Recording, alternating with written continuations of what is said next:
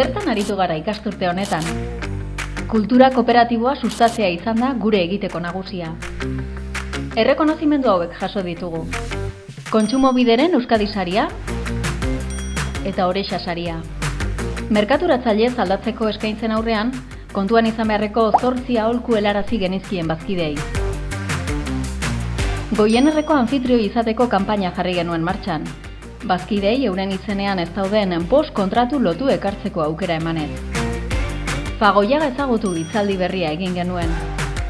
Eta 2026ko korrikako petoaren babesletza egingo dugula erabaki dugu. Horrez gain, hainbat publizitate ekintzekin jarraitzen dugu. Goazen lagunok egitasmoarekin bat eginez, isa sare sozialean argitaratzeari utzi diogu. Eta internet gizatiarrago, askeago eta kolaboratiboago baten alde egiten duten plataforma digitalak lehenetxe ditugu.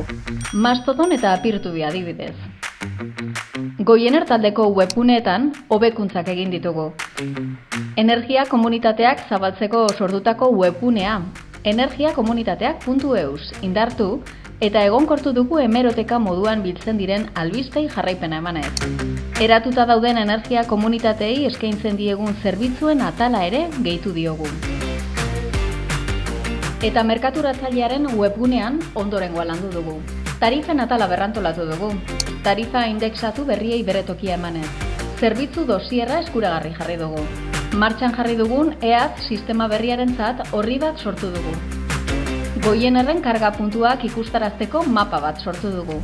Kanaletiko atala gaitu dugu. Eta RenPower proiektu europarraren webgunea prestatu dugu. Aurten, batzar informatibo presentzialak berrartu ditugu 4 hiriburutan, Iruñea, Donostia, Bilbo eta Gasteizen. Kooperatiban zertan ari garen bazkideekin partekatzeko eta aurrez aurreko hartu emanak sustatzeko. Interkooperazioan eta eragile sozialekin ditugun harremanak egituratzen jardundu.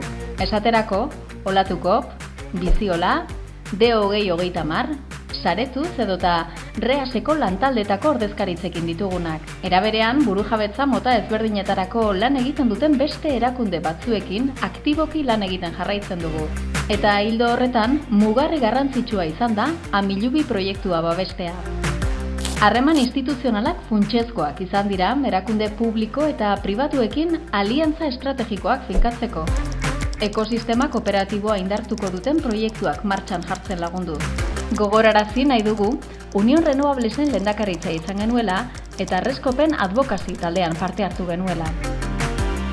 Genero berdintasuna kooperatibaren arlo guztietan modu eraginkorrean txertatuta dagoela bermatzeko ekintza ezberdinak abiatu ditugu.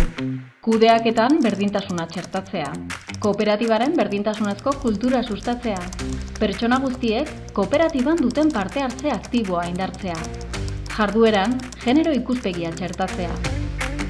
Voluntarioen parte hartzea sustatu dugu, gure erakundean duten funtsezko rola baloratuz, eta haiek eraikuntza kolektiboko espazioetan aktiboki inplikatzea sustatu. Aurten hasi gara 2025-2030 plan estrategikoa modu kolaboratiboan egiten, eta bertan partaidetza funtsezkoa da. Bereziki 4 ildo estrategikoak, gobernantza eta elkarlaneko lidergoak, bazkiden inplikazio aktiboa indartu nahi du, honako ardatz hauen bidez. Gobernantza kolaboratiboa, inteligentzia kolektiboa, gardentasuna eta etika, eta erakunde bizigarria. Honen arira, ekimen eta proiektu garrantzitsuak aurkeztu dira. Bilboko bulego berriaren inaugurazioa, bazkide eguna eta korrika, voluntarioen topaketa Fagoiagan, batzar orokorrak, plan estrategikoa eta udan bizi, Goiener elkartearen txirrindulari dira. Gure barne bizitza topaketarako, hausnarketarako eta erabaki parte hartzaileak hartzeko espazioek markatu dute, horizontaltasunean eta konpromiso partekatuan oinarritutako kudeaketa eredua finkatuz. Barne demokrazian sakontzea, bazkiden, voluntarioen eta langileen arteko elkarlana eta pertsonen zaintza eta garapena zeharka integratuko dituen antolaketa eredu bat sortzea da datorkigun erronka.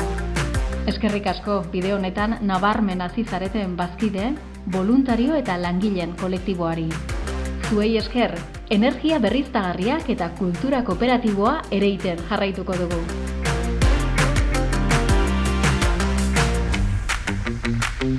Thank you.